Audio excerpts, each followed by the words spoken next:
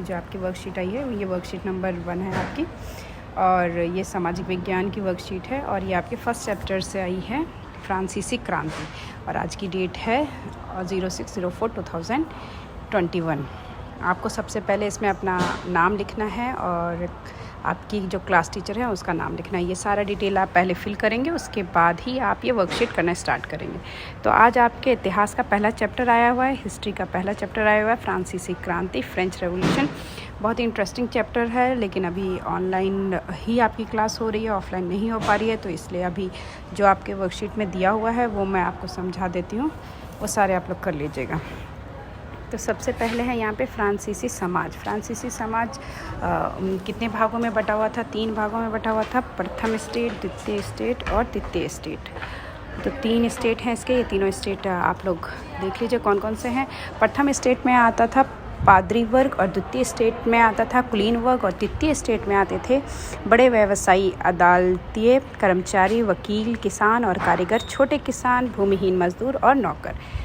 तो ये तीनों स्टेट थे। समाज जो था फ्रांस का वो 3 भाग में बटा हुआ था, प्रथम स्टेट, द्वितीय स्टेट और तृतीय स्टेट। और कौन से स्टेट में कौन आता था? प्रथम में पादरी वर्ग, द्वितीय में कुलीन वर्ग और तृतीय में ये सारे आते थे। तो ये आपको ये लर्न कर लेना है, ठीक है।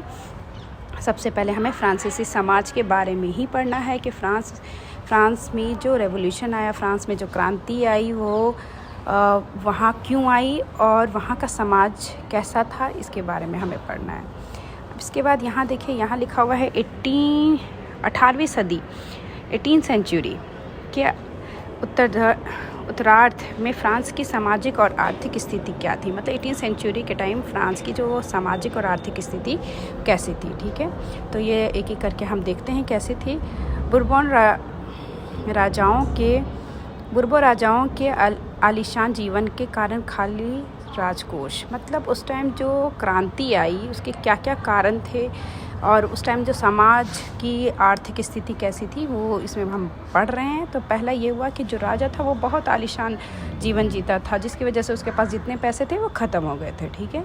दूसरा है, लगातार युद्धों के कारण फ्रांस पर लगभग 10 से 12 अरब लिवरे का कर्ज आ गया था।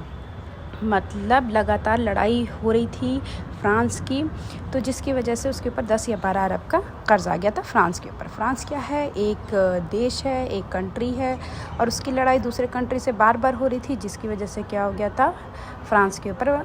क्योंकि कोई भी जब युद्ध होता है, कोई भी जब वॉर होता है तो उसमें पैसे बहुत खर्च होते हैं, तो इसीलिए फ्रांस पे जो 10 या 12 अरब का कर्जा आ गया था। फिर है, अनाज के दामों में बेतहाशा बढ़ोतरी की वजह से जीविका संकट में आ गई थी। मतलब ये हुआ था कि अनाज का दाम बहुत ज़्यादा ही बढ़ गया था, जिससे लोगों को खाने पीने में दिक्कत होने लगी थी। और लोगों के जीवन में जो सबसे महत्वपूर्ण चीज़ है वो क्या है? खाना है, अनाज है, उसके बिना कोई भी इंसान नहीं रह सकता। तो ये उसके लिए एक बहुत बड़ी मुश्किल आ गई थी वहाँ के लोगों के लिए कि उन्हें खाने पीने में दिक्कत हो रही थी। और उसके बाद नेक्स्ट है, पूरे आबादी का 90% किसान थे, लेकिन 60% ज़मीन पर कुलीन, चर्च और तीसरे स्टेट के अमीरों का अधिकार था। मतलब जो टोटल पॉपुलेशन थी, वहाँ की टोटल आबादी थी, उसमें 90% जो थे वो किसान थे, ठीक है। लेकिन 90% किसान होने के बावजूद भी वहाँ जो 60% ज़मीन था उस पर किसका हक था? कुलीन वर्ग का हक था, चर्च था और तीसरे स्टेट के अमीर लोगों का हक था, ठीक है।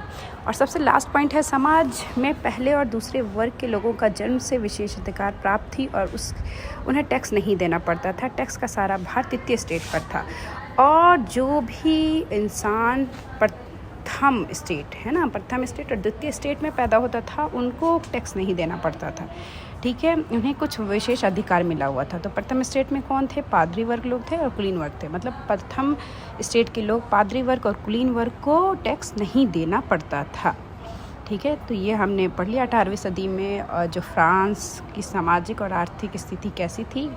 अब हम क्वेश्चन आंसर करते हैं। तो आइए क्वेश्चन आंसर हम लोग करते हैं। सबसे पहला क्वेश्चन है हमारा, 18वीं सदी के उत्तरार्ध में फ्रांसीसी समाज कितने भागों में बटा हुआ था? तो हम उत्तर लिखेंगे 18वीं सदी के उत्तरार्ध में फ्रांसीसी समाज 3 भागों में बटा हुआ था, और वो तीनों भाग आप लिख दोगे। क्या क्या था? प्रथम स्टेट, द्वितीय स्टेट और तृतीय स्टेट। ठीक है, और ये तीनों भी आप लिख देना इसमें। प्रथम स्टेट में पादरी वर्ग आ रहे थे, द्वितीय स्टेट में कुलीन वर्ग आ रहे थे, और तृतीय स्टेट में ये मजदूर ये सारे आ रहे थे। ठीक है, फिर क्वेश्चन नंबर 2 है, पादरी वर्ग समाज के किस स्टेट में आते थे? तो बताओ जल्दी से, किस स्टेट में आते थे? तो पादरी वर्ग समाज के प्रथम स्टेट में आते थे। ये इसका उत्तर हो गया। क्वेश्चन नंबर 3 देखते हैं, किस वर्ग या स्टेट के लोगों को जन्म विशेष अधिकार मिला हुआ था? तो यहाँ भी आपको दिया हुआ है किस किस को मिला हुआ था, प्रथम और द्वितीय। तो आप यहाँ पर लिखोगे प्रथम और द्वितीय वर्ग के लोगों को जन्म से विशेष अधिकार मिला हुआ था। आपको पूरा लाइन लिखना है, ये छोटे छोटे आंसर मैंने यहाँ पे जो लिखा है ये नहीं लिखना है, आपको पूरी लाइन लिखना है आंसर में। ठीक है, उसके बाद है क्वेश्चन नंबर 4, फ्रांस का राजकोष खाली क्यों हो गया था? तो इसके लिए यहाँ पे 2 कारण है, ये दोनों कारण आप दे दीजिएगा। बुर्बो राज्यों के आलीशान जीवन के कारण खाली हो गया था राजकोष, और दूसरा लगातार युद्धों के कारण फ्रांस पर लगभग 10 या 12 अरब लिवरे का कर्ज पड़ गया था। तो ये दोनों कारण आप लिख लीजिएगा। अब हम सबसे लास्ट क्वेश्चन देखते हैं, क्वेश्चन नंबर 5, फ्रांसीसी क्रांति के समय किस प्रकार का कर व्यवस्था थी? क्या आज भी वैसी ही व्यवस्थित है? अपने उत्तर